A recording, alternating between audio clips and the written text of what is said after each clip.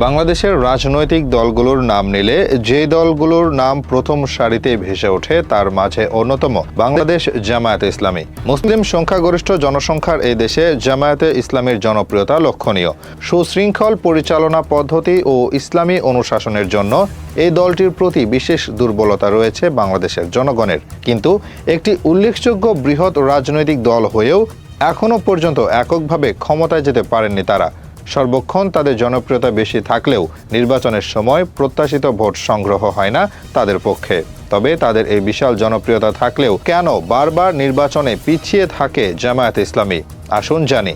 জামায়াত ইসলামের আজ পর্যন্ত বাংলাদেশের ইতিহাসে কোনো জাতীয় নির্বাচনে তাদের সর্বোচ্চ প্রাপ্ত আসন সংখ্যা 18টি। 1991 ও 2001 সালে নির্বাচনে তারা 18টি করে আসন পায়। কোনো নির্বাচনে তারা এর চাইতে বেশি আসন লাভ করতে পারেনি। যদি মত ভোটের শতাংশ হিসাব করা হয় তাহলে 1991 সালে সর্বোচ্চ 12.13% ভোট পেয়েছিল।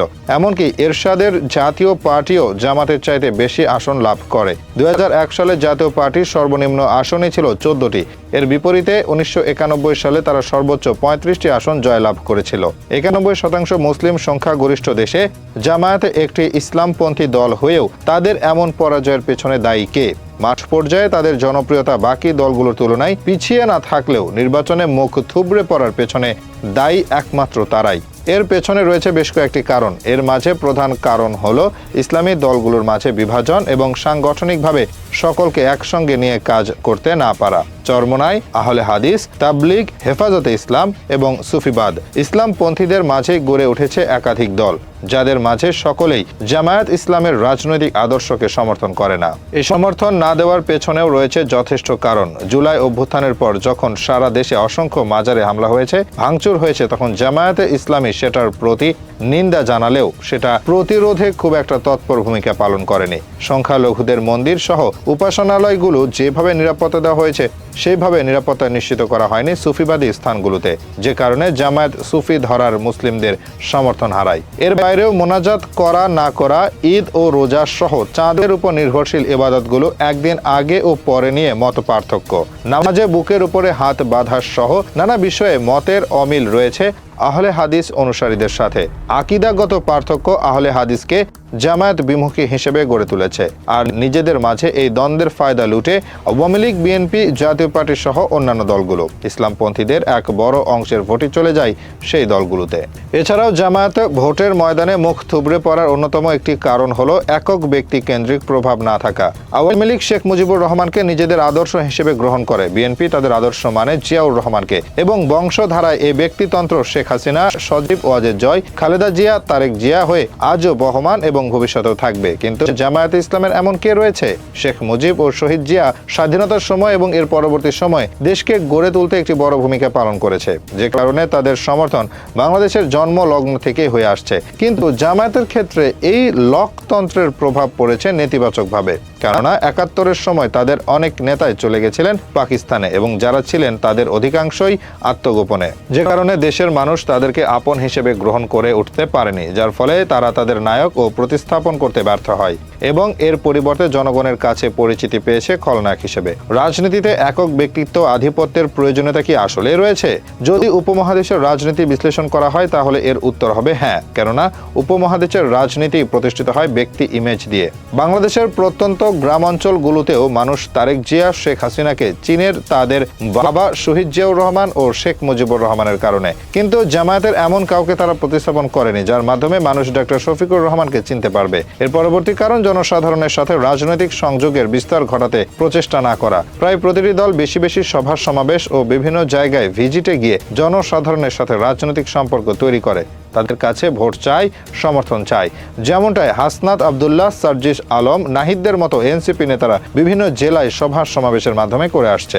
পক্ষান্তরে এই বিষয়ে জামায়াত ইসলামের নেতাকর্মীদের খুব বেশি সক্রিয় ভূমিকা পালন করতে দেখা যায় না। তারা একটি মৌসুমে ওয়াজ মাহফিলের মাধ্যমে নিজেদের জনপ্রিয়তা বৃদ্ধির চেষ্টা করে, কিন্তু সেখানেও সরাসরিভাবে রাজনৈতিক দলের প্রচারণা চালানো হয় না। যদিও বা কিছুটা চালানো হয়, তারপরও সেটা ততটা কার্যকর হবে না, কেননা ওয়াজ মাহফিলের উপস্থিত জনসাধারণের এক বড় অংশ ব্যস্ত থাকে দোকানপাটে।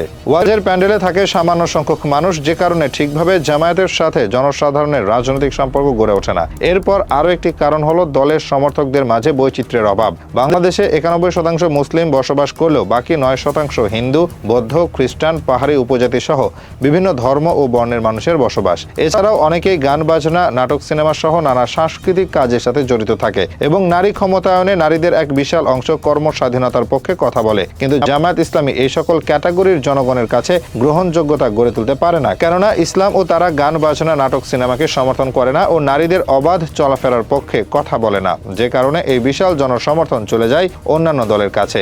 এর পরবর্তী কারণ হলো নতুন প্রজন্মের সাথে জামায়াত ইসলামী সুসম্পর্ক গড়ে না ওঠা। অধিকাংশ জামায়াত নেতাদের দেখা যায় 50 পেরোনো বৃদ্ধ হিসেবে এবং তাদের ছাত্র সংগঠন, ছাত্র শিবিরও খুব একটা খোলামেলাভাবে সকলের সাথে জড়াতে চায় না, যে কারণে নতুন প্রজন্মের সাথে তাদের রাজনৈতিক সম্পর্ক খুব সহজে গড়ে ওঠে না। এবং বাংলাদেশে যে কোনো প্রেক্ষাপট পরিবর্তনে সবচাইতে প্রয়োজনীয় জনসমর্থন আসে এই তরুণ প্রজন্মের কাছ থেকেই। তাই তরুণ প্রজন্মের সাথে জামায়াতের এমন দূরত্ব জামায়াতের পরাজয়ের অন্যতম কারণ। জামায়াত ইসলাম সম্পর্কে জনসাধারণের মাঝে সবচাইতে বড় বিভ্রান্তি তৈরি হয় 71 নিয়ে। সেই সময় জামায়াতে ইসলাম চায়নি পাকিস্তানে অখণ্ডতা নষ্ট করে মুসলিম ভ্রাতৃত্বের মাঝে ফাটল ধরাতে, যে কারণে আলটিমেটলি বাংলাদেশ তৈরিতে তারা বিরোধী হয়ে ওঠে এবং স্বাধীনতার পরবর্তী সময়েও তারা নিজেদের অবস্থান পরিষ্কার করতে পারেনি। যদিও সম্প্রতি সময়ে জামায়াতের বর্তমান আমির ডক্টর শফিকুর রহমান ঘোষণা করেছেন 71-এ জামায়াত যদি কোনো ভুল করে থাকে এবং তা প্রমাণিত হয় তাহলে তিনি জামায়াতের পক্ষ থেকে জাতির কাছে ক্ষমা চাইবেন। কিন্তু জামায়াত 71-এ বাংলাদেশ তৈরির পক্ষে কাজ করেছে এমনটা ঘোষণা কখনো স্পষ্টভাবে উঠে আসে না। 71 নিয়ে জামায়াতের অবস্থানের অস্বচ্ছতা জামায়াতকে এই জাতি থেকে বিচ্ছিন্ন করে রেখেছে। জামায়াত ইসলামের রাজনৈতিক ইতিহাস পুরনো হলেও উল্লেখিত বিষয়গুলোর কারণেই জামায়াতে বাংলাদেশের মানুষের কাছে বিশ্বস্ততা অর্জন করে বড় দলে পরিণত হয়ে উঠতে পারেনি। তারা কখনো আওয়ামী লীগ তো কখনো বিএনপির সাথে যৌথ সংগঠন হিসেবেই কাজ করে এসেছে। এককভাবে বিচ্ছিন্ন হওয়ার পর থেকে নিজের একক পরিচিত ও ইমেজ তৈরি করতে পারলেও তাদের দুর্বলতা কাটিয়ে উঠতে পারেনি, যে কারণে বারবারই মুখ থুবড়ে পড়তে হয়েছে জাতীয় নির্বাচনে। আগামীতেও যদি জামায়াত ইসলাম এই দুর্বলতাগুলো কাটিয়ে উঠতে না পারে তাহলে জাতীয় নির্বাচনে তাদের জয়লাভ অনেকটাই অনিশ্চিত।